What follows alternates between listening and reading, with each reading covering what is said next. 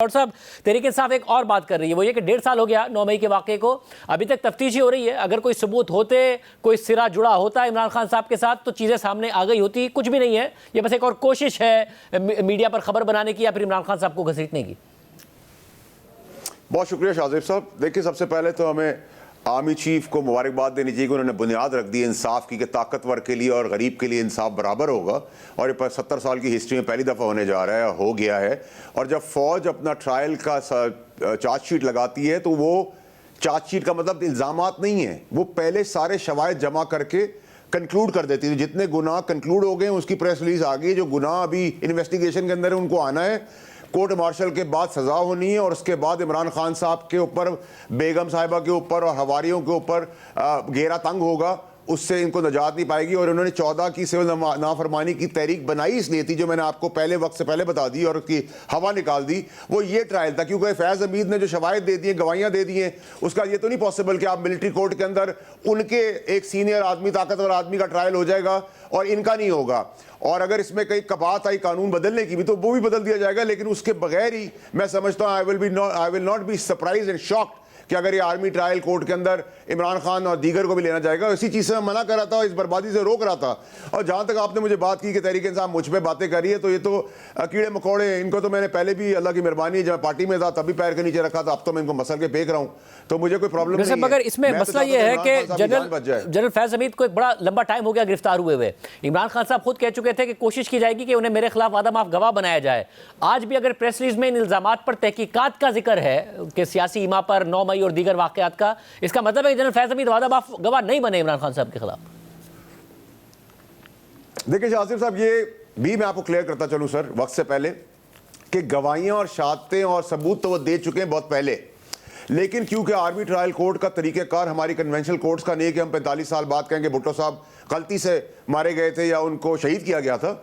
इनके वहाँ सारे शवाहिद को ठोक बजा के जांच के फिर चार्ज फ्रेम किया जाता है। तो charges frame does not mean कि there is a start, it already ended. यहां तक की सजाएं मुतय्यन हो चुकी हैं, आगे की सजाओं के ऊपर जो गुनाह किए हुए उसके ऊपर होगा और इसमें कोई दो राय होनी नहीं चाहिए। और जिस तबाही से मैं रोक रहा था उस तबाही पे जा चुके हैं। और इसीलिए मैं आपको कह रहा था कि डॉट्स कनेक्ट करें कि जब बेगम साहिबा और उनके हवारी और गंडापुर जैसे कॉम्प्रोमाइज लोग इमरान खान साहब की जान का सौदा करना चाहते थे, तो इसलिए करना चाहते थे कि जब उनकी बारी आएगी तो खुदा ना खास्ता वो ना हो दुनिया में, तो इनकी बचत हो जाए। और आपने देखा कि अहमद अजहर जैसे भगौड़े और मुराद सईद जैसे भगौड़े अभी भी भागे हुए बगैर, बाकी भगौड़ों के साथ साथ जो मुल्क से बाहर हैं, वो क्यों हैं? क्या उन्होंने ऐसा किया है?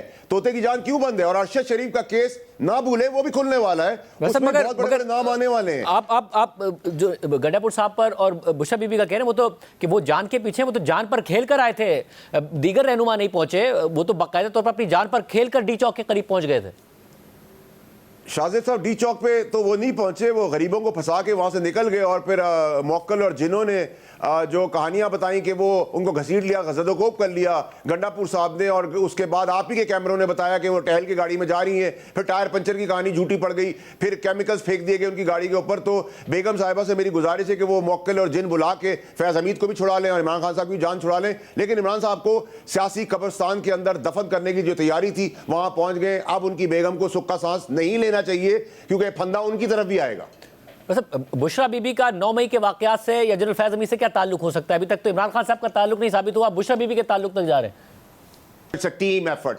तो ये टीम के अंदर जब आप एक को पकड़ेंगे, वो शवायद दूसरे का देगा, दूसरे का दूसरा तीसरे को देगा, तीसरा चौथे को देगा, तो गैंग बस्ट हो जाएगा। Gogi gang is in problem now.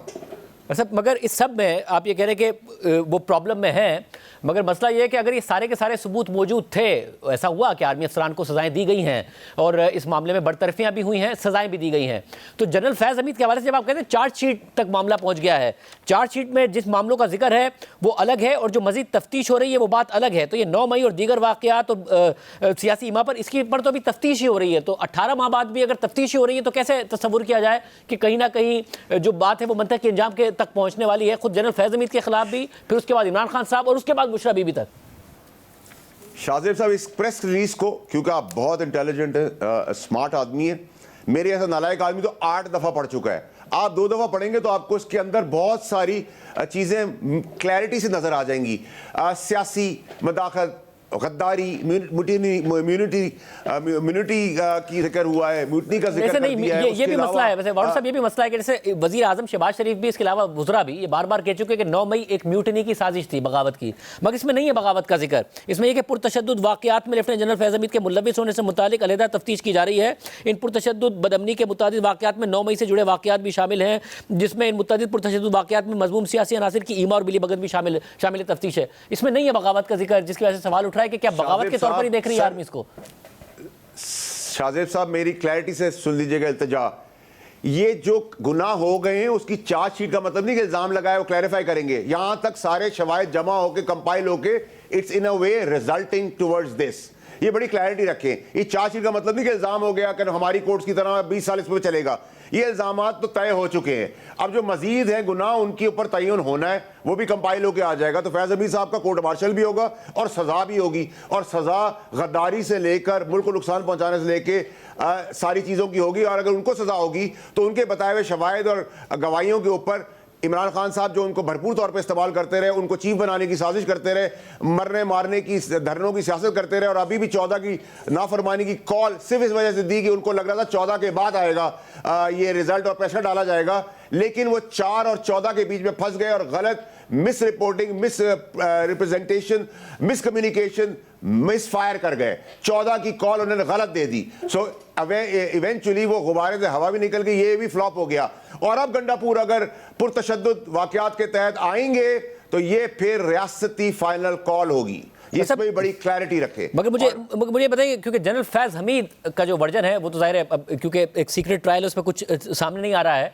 General फैज़ हमीद अपने मौक़िफ़ पर खड़े हैं, अपनी बात पर खड़े हैं, अपना दिफा कर रहे हैं, या उन्होंने कुछ कंसीड किया है या कुछ बताया है? क्योंकि प्रेस इस किस्म का कोई जिक्र नहीं करती है, आप इन्फॉर्म्ड हैं, अंदर की इन्फॉर्मेशन रखते हैं, आप बताइए। दिफा तो देखें जी, कोशिश दिफा के बाद जब इल्ज़ामात के शवाहिद सामने आए तो ही ये चार्जशीट बनी है सर। तो दिफा तो करने का सबको हक है और दिफा का चांस हर कोर्ट देती है, इंक्लूडिंग मिलिट्री कोर्ट।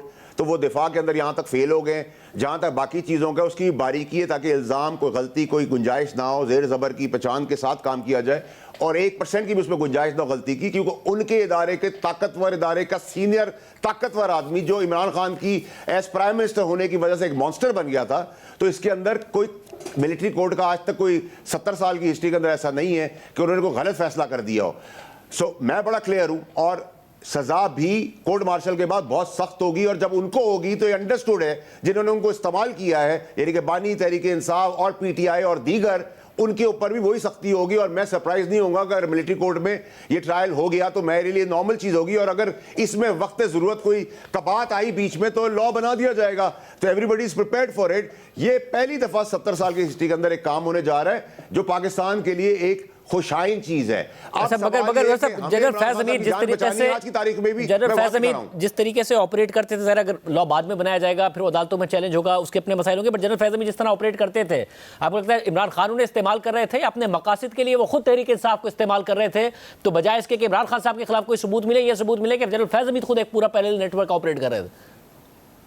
देखिए, इमरान खान साहब को इवेंचुअली बेनिफिट था तो नेचुरली इस्तेमाल वो इनका कर रहे थे, क्योंकि ये ताकतवर हल्के में थे, ताकतवर इंफॉर्मेशन रखते थे, ताकतवर व्हीलिंग डीलिंग करते थे, ताकतवर मशीनरी इनके पास थी। इमरान खान साहब वजीर आजम थे, तो अपने इक्तदार में आने के लिए, प्रेसिडेंशियल फॉर्म ऑफ गवर्नमेंट लाने के लिए इसीलिए चीफ इनको बनाया जा रहा था। मेरे वाले साहब को तो नहीं बना रहे थे। मैं इक्तदार से जाने के बाद की बात कर रहा हूं, क्योंकि 9 मई के वाकयात इन दोनों के जाने के बाद के हैं। ये भी अपनी नौकरी से जा चुके थे, इमरान खान साहब वजीर आजम नहीं रहे थे, तो ये क्या हो रहा है? आपको क्लैरिटी कर दूं सर, सारी शुरुआत जो है वो तहरीक इंसाफ ने की, लेकिन घर का रास्ता तो फैज हमीद साहब ने बताया। तो साइमल्टेनियस यूज तो दोनों ने अपने बेनिफिट के लिए किया, लेकिन अल्टीमेट इसका जो बेनिफिट था वो इमरान खान साहब को ज्यादा होना था, इनको आर्मी चीफ बनना था, और इवेंचुअली वो फ्लॉप हो गया। और फिर फायरिंग का मुद्दा भी आया, इमरान खान साहब की फायरिंग के अंदर भी अभी केस है जो इन पर फायरिंग की गई, उसके बारे में मैं आपको इंडिकेशन बहुत पहले से दे चुका हूं। शरशद शरीफ के केस को आप माइनस ना करें, उसमें भी बहुत ताने बाने मिलने हैं और बहुत कुछ होना है। तो ये तो लंबा चैप्टर क्लोज हो गया है। अब आ गई तशद्दुद की सियासत। इसके साथ साथ सारी पॉलिटिकल एलीट्स, मेरे और आपके समेत, भी बता दिया गया है कि जो बारीकी से फौज के ऊपर, उसकी तनसीबात के ऊपर उसमें इल्जामात लगाते हैं, उनको भी एक मैसेज दे दिया गया है कि अब ये बर्दाश्त नहीं होगा। अगर हम अपने बंदे का एहतसाब कर सकते हैं तो फिर हम किसी का भी एहतसाब कर सकते हैं और करेंगे।